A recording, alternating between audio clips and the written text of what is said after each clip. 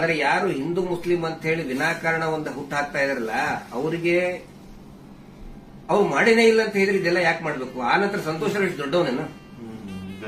ಸಮಾಜದಲ್ಲಿ ಕಲಾ ಹುಟ್ಟು ಒಂದ್ ವೇಳೆ ಸಂತೋಷ್ ರಾವ್ ಅಂತ ಹೇಳ್ತಾರೆ. ಸಂತೋಷ್ ರಾವ್ನೇ ಮಾಡಿದ್ರೆ ಸಮಾಜದಲ್ಲಿ ಅವನು ಅಷ್ಟೊಂದು ದೊಡ್ಡ ಇದನ್ನೇನೋ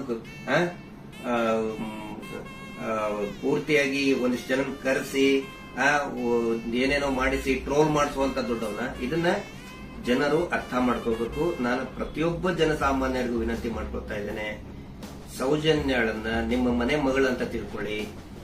ನಾವು ಅದೇ ರೀತಿ ತಿಳ್ಕೊಂಡಿದ್ದೆ.